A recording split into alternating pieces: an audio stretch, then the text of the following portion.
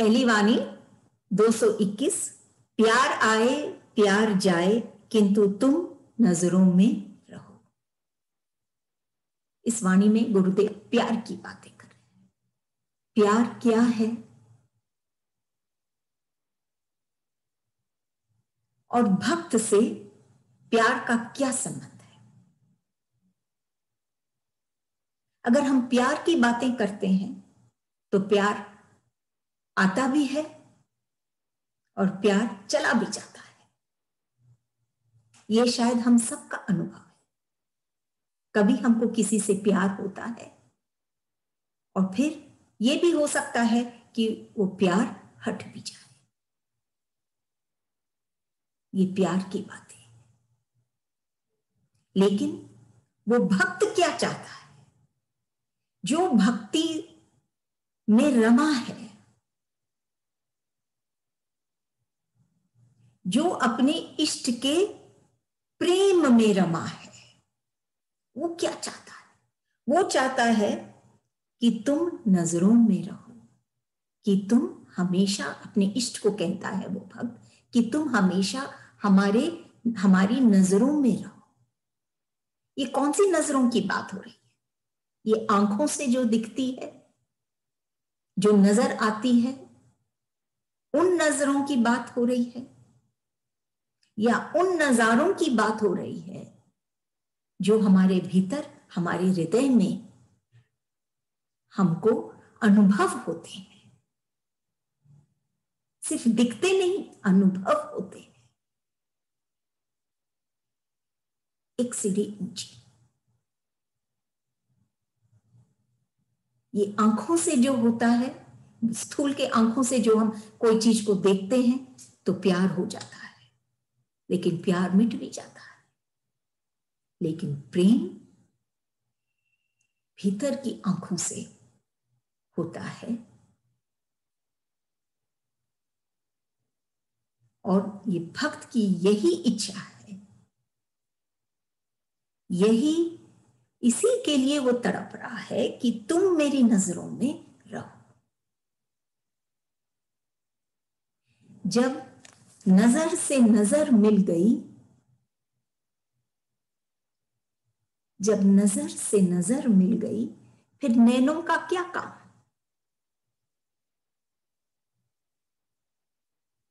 जब एक भक्त अपने भीतर में, बाहर की दुनिया नहीं, अपने भीतर की दुनिया में, अपने मन में, हृदय में, अपनी चित्त पर अपने इष्ट का चित्र देखता है, ऐसी नजर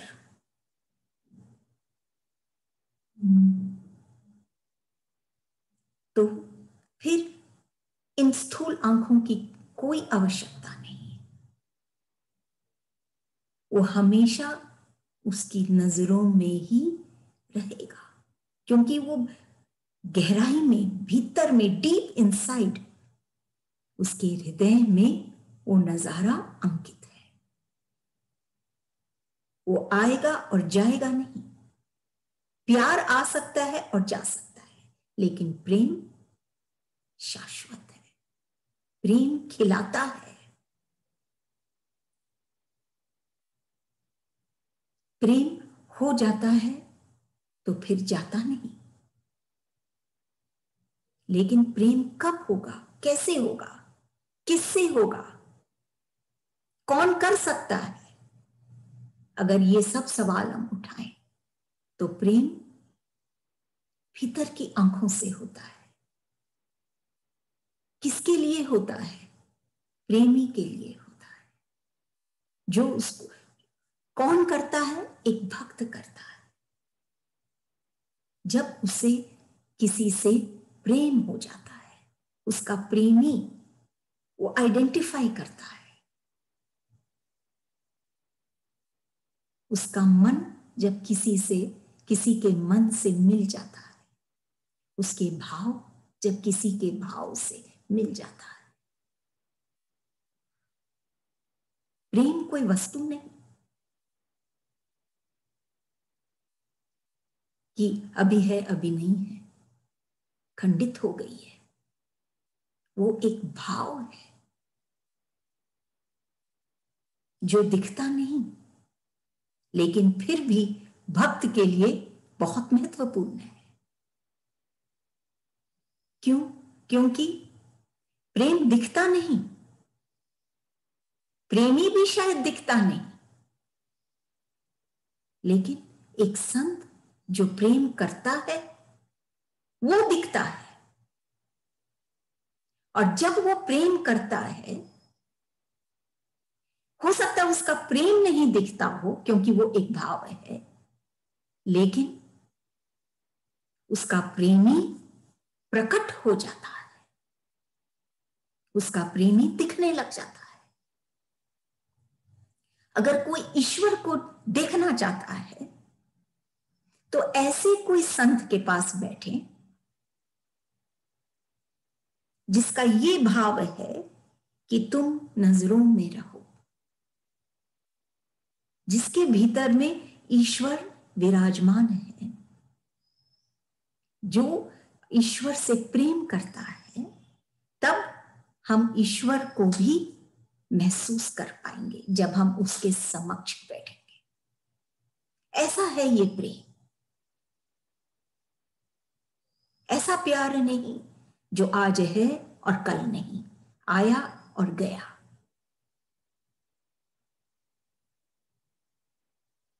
बल्कि ऐसा प्रेम जो शाश्वत है, जो शायद प्रेम इटसेल्फ नहीं दिखे, लेकिन प्रेम करने वाला दिखता है,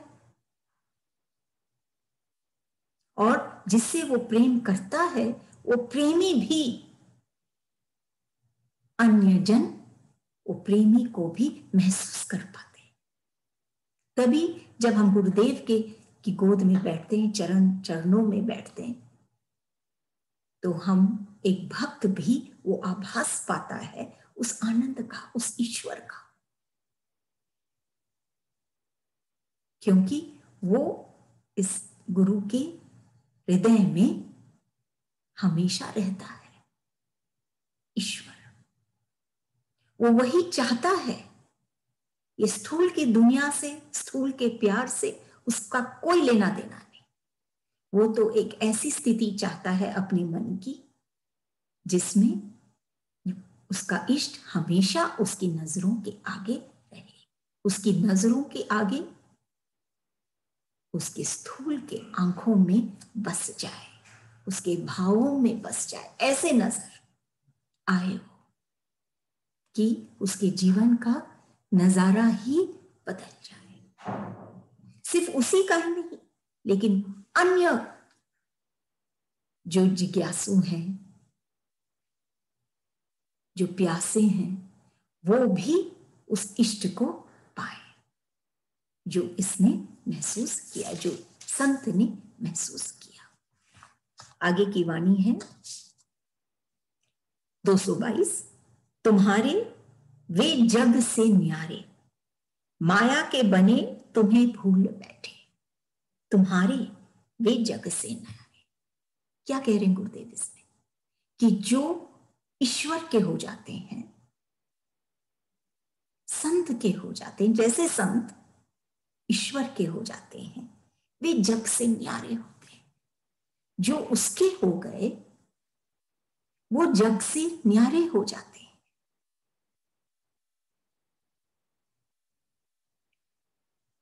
ये तो दिखने में शायद वो सबके जैसे लगते हों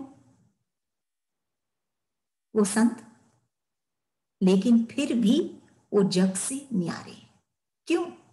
क्या चीज है उनमें कि वो औरों से अलग हो गए, न्यारे हो गए? उनकी मन की आंखें, उनके मन के भाव अलग हैं, इसीलिए वो न्यारे हैं।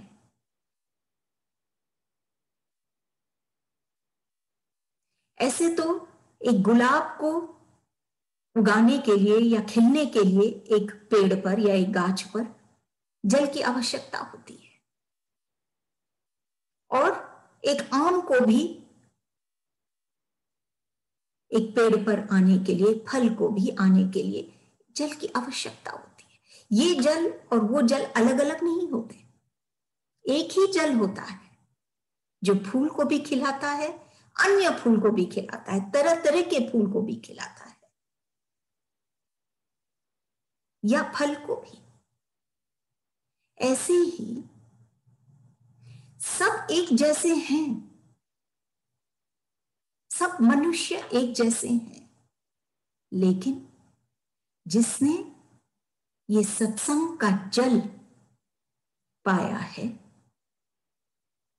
ये प्रेम का जल पाया है, वो खिलते हैं, बाकी के नहीं खिलते। जल वही है, सत्संग का, प्रेम का वही जल है, लेकिन जो इसको ग्रहण करता है वो जग से न्यारे हो जाते हैं, और बाकी रूखे सूखे ही जीवन से विदा ले लेते हैं। तो गुरुदेव क्या कह रहे हैं इस वाणी में, तुम्हारे वे जग से न्यारे, जो तुम्हारे हो गए, जो ये जल को जिसने ग्रहण किया, जो तर हो गए भीतर से प्रेम में, वो जग से न्यारे हो गए। बाहर से सब एक जैसे लगते हैं, लेकिन भीतर से वो अलग हो गए। माया के बने तुम्हें भूल बैठे, लेकिन जो इस जग के बने, माया के बने, माया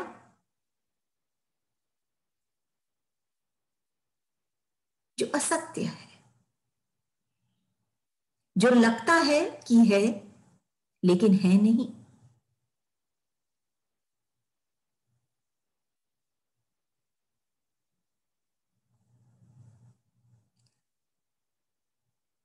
जो परिवर्तनशील है, जो समय विशेष के लिए है, वो है माया, वो है असत्य। जैसे एक फूल ही ले ले, जो माया में फंसा है वो फूल को देख के खुश होता है, कितना सुंदर है ये फूल, ये माया के भाव है। लेकिन जो उसमें रमता है, जिसने इस फूल को खिलाया, उस ईश्वर में जो रम जाता है, ये फूल की भीतर की सुंदरता, भीतर की शक्ति में जो अपने आप को वो जो अनुभव करता है, तो वो है सत्य, वो है संत, वो है जो जग से न्यारा है।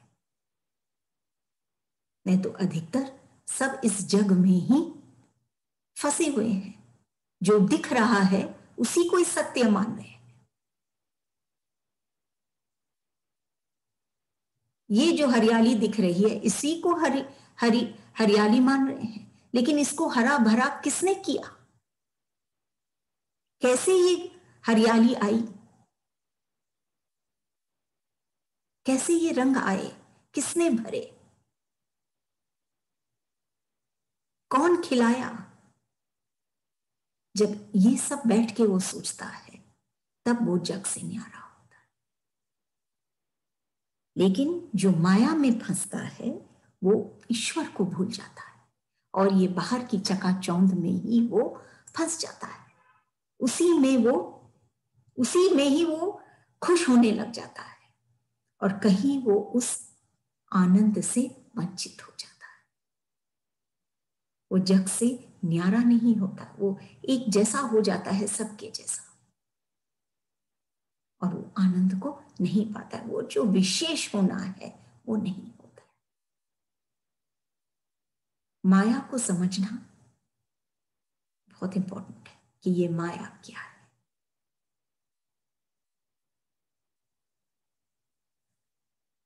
एक उदाहरण मन में आ रही है, जैसे बहुत गर्मी में जब हम जाते हैं यात्रा में या कोई रोड पर हम जा रहे हैं, तो बहुत दूर में ऐसे लगता है कि जल है,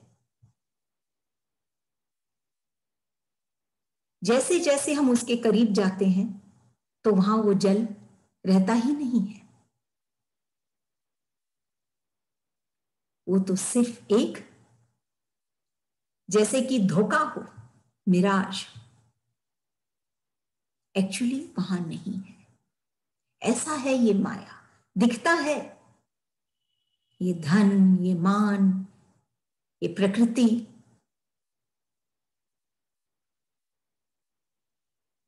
ये सब, लेकिन कब ये चले जाएंगे, ये सत्य नहीं है। सत्य वो जो हमेशा था, है और रहेगा। जैसे प्यार आया, प्यार गया, लेकिन प्रेम शाश्वत है। इस वाणी में गुरुदेव कह रहे हैं कि जो उसके हो जाते हैं, ईश्वर के या संत के हो जाते हैं, क्योंकि वो ईश्वर के हो गए हैं, उन्होंने ईश्वर का अनुभव किया है, तो वो जग से न्यारे हो जाते हैं, एक जैसे लगते हुए भी न्यारे हो गए। और जो माया में फंस गए वो ईश्वर को भूल बैठते हैं और दुख पाते हैं, बेचैन होते हैं, क्योंकि सुख बाहर में नहीं, सुख हमारे भीतर की अवस्था है।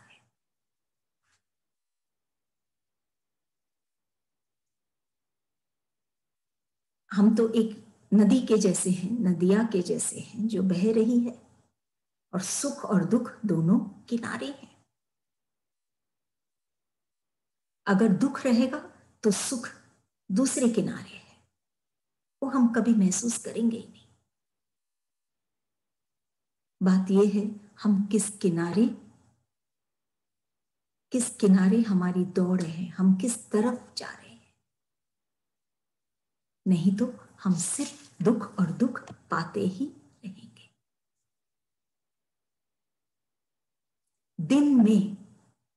दिन दहाड़े जिसको हम कहते हैं, दिन में सूरज की रोशनी में भी हम टकराते रहेंगे।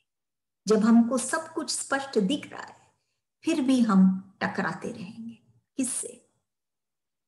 लोगों से, परिस्थितियों से, हमारे मन के भावों से, हमारे विचारों से हम टकराते रहेंगे। मन कुछ कहेगा, कार्य हम कुछ और करेंगे, हम टकराते रहते हैं। दिन में भी ये तो बहुत विडंबना की बात है कि जब सब कुछ स्पष्ट नजर आ रहा है, फिर हम क्यों जाके किसी से भिड़ रहे हैं या कोई परिस्थिति से भिड़ रहे हैं।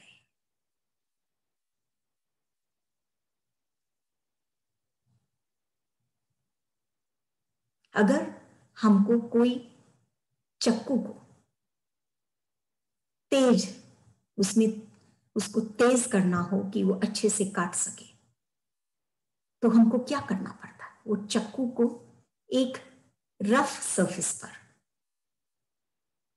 एक पत्थर पर जो रफ है, उस पर उसको रगड़ना पड़ता है। जितना रफ होगा उतना वो नाइफ या वो चक्कू शार्प होगा। ऐसे ही अगर कोई इस तरह की प्रतिकूल परिस्थितियां आती है हमारे जीवन में, तो क्यों आती है? कि ये रफ सरफेस से हमारे अंदर और हम शार्प होंगे और तेजी आएगी। इससे हमारा ही और हम आगे बढ़ेंगे।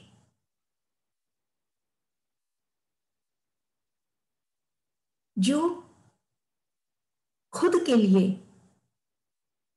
जब वो सिर्फ खुद के लिए जब वो तप करता है तो वो ताप हो जाता है। मतलब जब वो खुद तप करता है तो उसको बहुत बेचैनी होती है, तकलीफ होती है वो तप करने में। ऐसा हो जाता है वो तप कि जैसे कि वो ताप है, कठिन हो जाता है उसके लिए। लेकिन जब औरों के लिए तप किया जाता है तब वो सच में तप होता है। जब वो सहता है तब वो तप होता है, नहीं तो ताप हो जाता है, वो और दुख पाता है।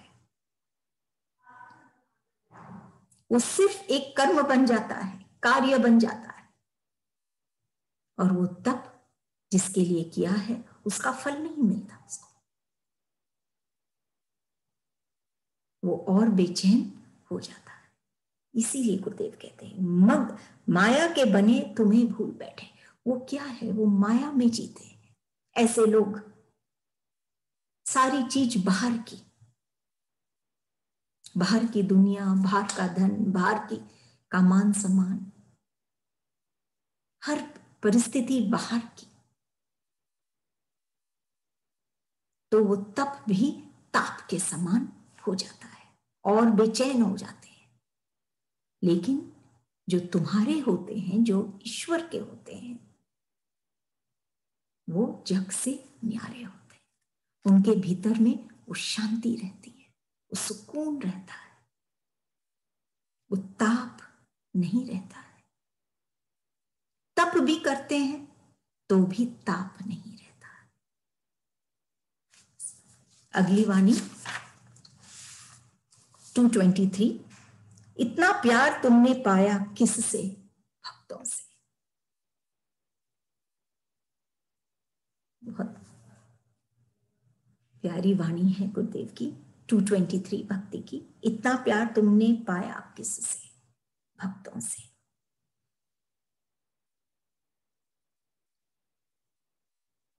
ये भक्त बात करता है अपने इष्ट से, अपने प्रेमी से। इतना प्यार तुमने किससे पाया।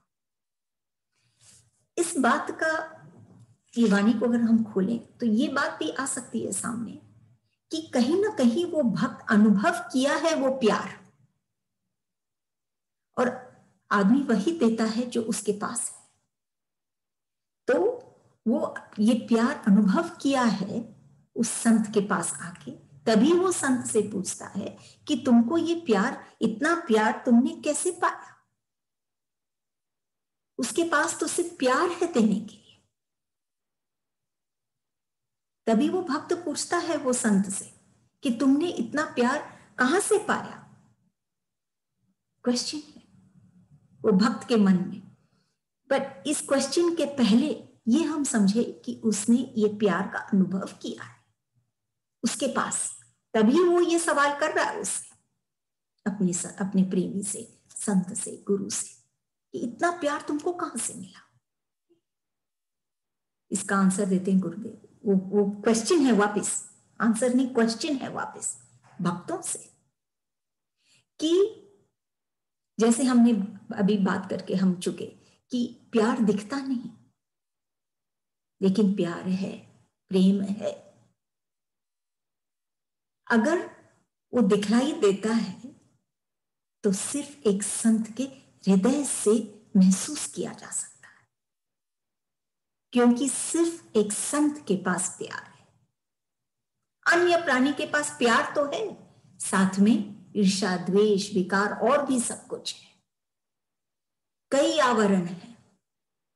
तो वो प्यार या वो प्रेम स्पष्ट नहीं होता है, कभी आता है, कभी चला जाता है। इतना प्यार तुमने पाया किससे, वो भक्त पूछता है अपने संत से, अपने प्रेमी से, कि तुमने इतना प्यार किससे पाया, भक्तों से।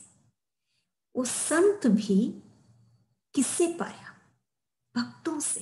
एक्चुअली क्या है, ईश्वर भी अगर भक्त नहीं होते तो ईश्वर को प्यार कौन करता।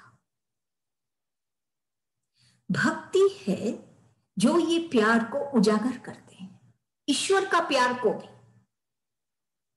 ईश्वर के प्यार को अनुभव करता है ये भक्त, ये संत। अभी तो भक्त है वो, तो भक्तों से, वो ईश्वर का भक्त है, तभी वो ईश्वर, जितना भक्त तरसता है ईश्वर के लिए, उतना ही ईश्वर भी तरसते हैं भक्त के लिए। तब कहते हैं कि इतना प्यार तुमने किससे पाया? भक्तों से। ईश्वर भी भक्तों से पाता है और संत भी भक्तों से पाता है, ईश्वर से पाता है। ईश्वर भी भक्तों के भक्त हैं। देखिए, जहां हम भगवान और भक्त की बात करते हैं तो उनमें एक कोई फर्क नहीं। इसको समझना एक खुले मन से ही हम इस बात को समझ पाते कि इतना प्यार तुमने किस पाया, किससे? ईश्वर ने किससे पाया? भक्तों से। संत ने किससे पाया? भक्तों से। ईश्वर रूपी भक्त या संत रूपी भक्त, भक्तों के पास ही ये प्यार है जो ईश्वर को ईश्वर बनाता है और संत को संत बनाता है। और जो इस संत के पास जाता है, क्योंकि ईश्वर के पास, ईश्वर का रूप ही संत है, जो इन संत के पास, जो ये संत के पास जाता है, बैठता है संत के चरणों में, संत की गोद में, वो ये प्यार पाता है। तब इसमें कहते हैं भक्तों से। हाँ, भक्तों से ही ईश्वर इतना प्यार पाता है।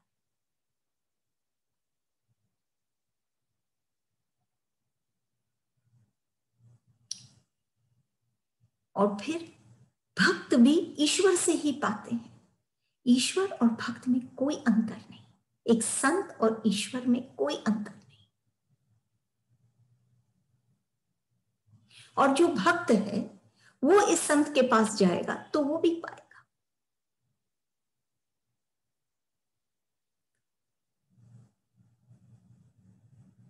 वो संत तो इतना प्यार, प्रेम में ओतप्रोत हो रखा है, प्यार में, कि उसको ईश्वर के प्यार के अलावा और कुछ सोचता ही नहीं है।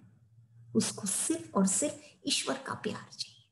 ईश्वर के प्यार में ही वो रमा है, उसी से वो प्रकाशित है, क्योंकि प्यार प्रकाश है।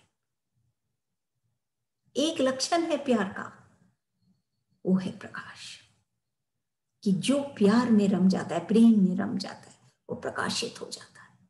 उसको दिखने लग जाता है क्या सही है, क्या गलत है, कि वो कौन है। ये दिखने लग जाता है कि वो कितना धनवान है, कितने रत्न है उसके हृदय के अंदर, जिसका कोई हंसी को छीन नहीं सकता, जिसका धीरज कोई छीन नहीं सकता। ऐसा है ये संत। और ऐसा संत कैसे बना? प्यार पाकर, ईश्वर के साथ रम कर। और ईश्वर आनंद है जो उसी के भीतर है। प्रसन्न चित्त होके, जब वो प्रसन्न चित्त होता है तब वो भगवान को देखता है, तब वो ये प्यार पाता है।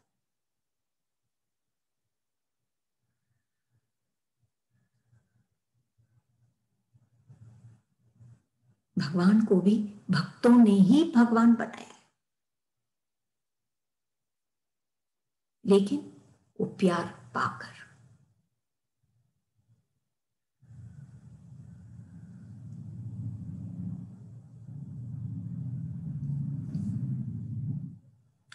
अगली वाणी है 224। जो पीछे पड़ा तुम्हारे, उसी ने नचाया तुम्हें, तुम्हारी सृष्टि को। पीछे पड़ने वाला बुरा होता है, देखा बदनाम न कर दे, क्या करते। जो पीछे पड़ा तुम्हारे, उसी ने नचाया तुम्हें। भक्त की बात है कि जब भक्त अपने इष्ट से मिलने के लिए जब उसके भीतर ये ज्वाला सी उठने लग जाती है, तो वो प्रेमी भी, वो ईश्वर भी नाचने लग जाता है। उसी ने नचाया तुम्हें। जो भक्त है वो ही नचाते हैं ईश्वर को। इसके कई उदाहरण हैं।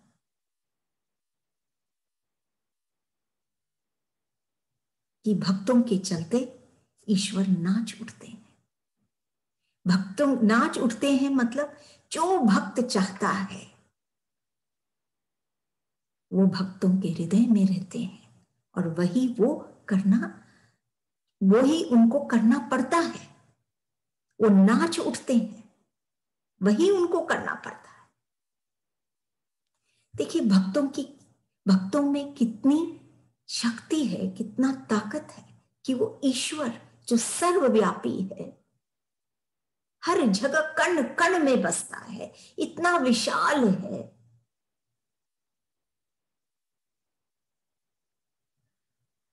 जो शब्दों से परे है, हर चीज से जो परे है, ऐसे ईश्वर को भी वो भक्त नचा देता है। वो ईश्वर हार जाता है अपने भक्त के आगे। ईश्वर हार गए भक्त के आगे। तो क्या भक्त की जीत हुई? शायद हम ये कह सकते हैं कि भक्त भी हार जाता है अपने ईश्वर के आगे। लेकिन ये ऐसी हार है जिसमें उसकी जीत है। वो उसका जीवन सार्थक हो जाता है।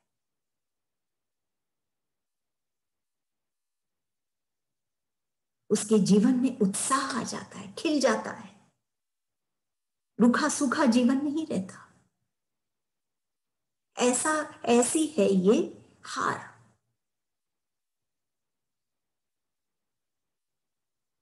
जो उसको अमर कर देता है, उसको जिता देता है। जो पीछे पड़ा तुम्हारे, उसी ने नचाया तुम्हें। कि जो ईश्वर, जो पहले ये योग्य भक्त हो। योग क्या है?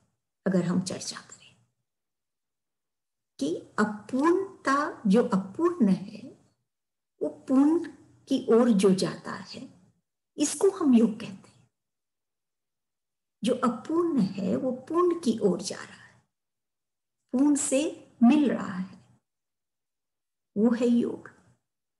जब वो भक्त इतना अपने इष्ट से, इतना उसके रोम रोम में जब ईश्वर बस जाते हैं या उसका प्रेमी बस जाता है, तो इतनी उसमें वो शक्ति आ जाती है कि वो उस प्रेमी को ही नचाने लग जाता है। तो प्रेमी हारता नहीं, ये इस हार में भी जीत है। और वो भक्त के जीवन में भी जीत है। ये ऐसा हार है जिसमें सिर्फ उत्साह ही उत्साह है। उसी ने नचाया तुम्हें, तुम्हारी सृष्टि को, और सारी दुनिया को भी वो नचाता है। ऐसा संत, ऐसा भक्त जिसने ईश्वर को नचाया। वो प्रकृति, जो अन्य मनुष्य प्रकृति के या संसार के हिसाब से नाचते हैं, लेकिन ऐसा भक्त संसार उसके हिसाब से नाचता है। कितना फर्क आ गया कि बदल गई सारी बात। सिर्फ उसके मन की स्थिति बदलने से वो मनुष्य की पूरा जीवन ही बदल गया। अब ये सारा संसार, ये सारी सृष्टि उसके हिसाब से नाचने लगी। इतनी ताकत आ जाती है उसमें कि सब उसके कदमों में झुक जाते हैं।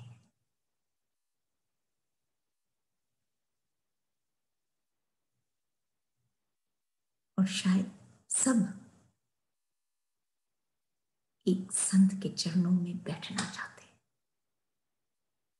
क्योंकि वहीं पर वो शांति पाते हैं, वो सुकून पाते हैं जो और कहीं नहीं।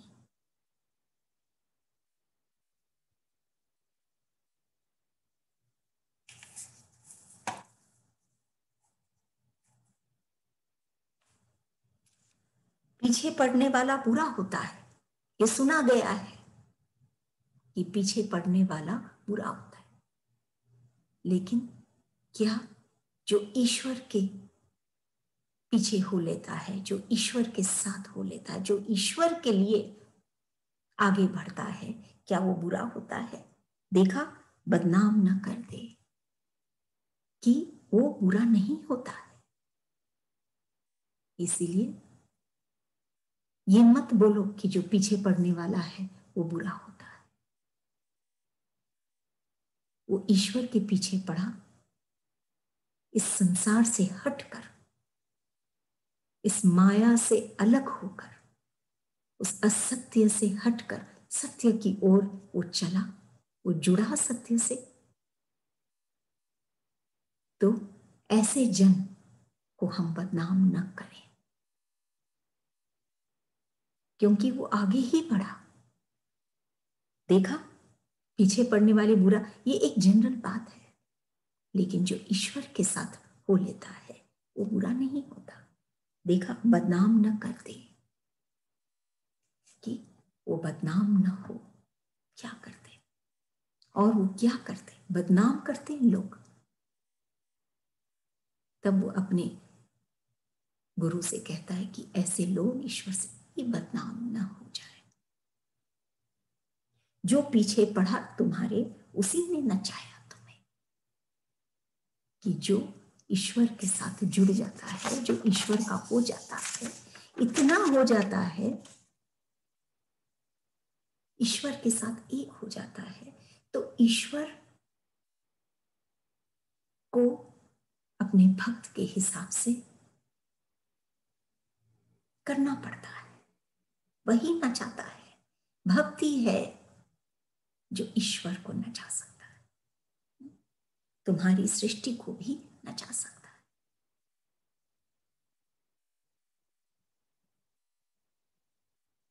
नम्रता में बहुत ताकत है। नम्रता वीकनेस नहीं है। नम्रता भीतर की स्ट्रेंथ है, मजबूती है। तभी गुरुदेव कहते हैं नम्रता ही महानता है, क्योंकि ऐसे भक्त प्राय दिखते हैं नम्र हैं, लेकिन है बहुत महान। क्यों? क्योंकि वो ईश्वर को ही नचाते हैं।